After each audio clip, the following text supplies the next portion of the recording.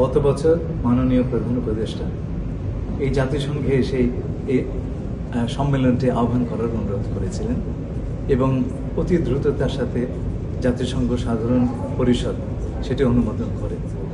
সেই পথ ধরে আমরা আজকে এই সম্মেলনে এসেছি। প্রথম অধিবেশন হয়ে গেছে এবং তাতে দুটো কথা খুব স্পষ্টভাবে উঠে এসেছে। প্রথম কথা হচ্ছে যে রোহিঙ্গাদের তাদের দেশে ফিরে যেতে দিতে হবে, প্রত্যাবাসন, এটা হচ্ছে প্রথম প্রায়োরিটি। আর দ্বিতীয় হচ্ছে যে তাদের ফিরে যাওয়ার আগে পর্যন্ত বাংলাদেশে তাদের যে অবস্থান তার জন্যে পর্যাপ্ত আন্তর্জাতিক সাহায্য সরবরাহ করতে হবে। তো এই দুটো জিনিস কনক্লুশন আমরা ইতিমধ্যে পেয়ে গেছি এবং অত্যন্ত প্রয়োজনীয় দুটি উপসংহার। তো আমরা আশা করব যে আগামী দিনগুলোতে আমরা আন্তর্জাতিক সম্প্রদায়ের কাছ থেকে এই সমস্যা নিরসনের জন্য সর্বপ্রকার সাহায্য পাব। এবং সবচেয়ে বড় কথা হচ্ছে যে এর জন্য প্রয়োজন যে রাজনৈতিক সদিচ্ছা আন্তর্জাতিক সম্প্রদায় সেটা দেবে বলে আমরা আশা করছি। এ যাবৎ আমরা যা দেখেছি,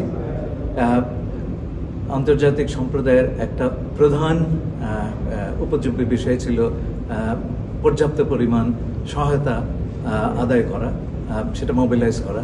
কিন্তু এই প্রথমবারের মতো আমরা দেখলাম যে এই সমস্যার দীর্ঘস্থায়ী সমাধানের জন্য বিশ্ব সম্প্রদায় তাদের যে পলিটিক্যাল উইল সেটা ইনভেস্ট করতে প্রস্তুত রয়েছে।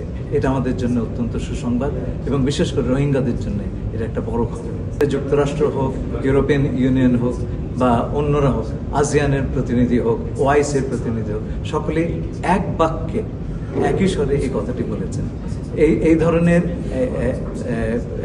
সমস্যারে সবাইকে এই বিষয়ে একই সঙ্গে কথা বলবার সুযোগ উদাহরণ আমরা আগে দেখিনি। আমরা এমন একটা অবস্থায় পৌঁছেছি যেখানে আন্তর্জাতিক সম্প্রদায়ের সক্রিয় সহায়তা আমরা এবং সমর্থন আমরা পাব।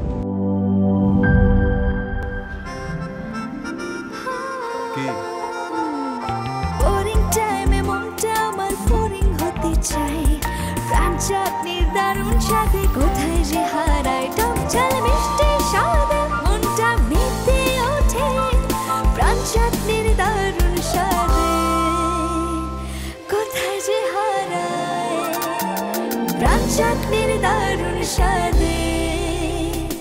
প্রাণ চাটনি, স্বাদের জাদু।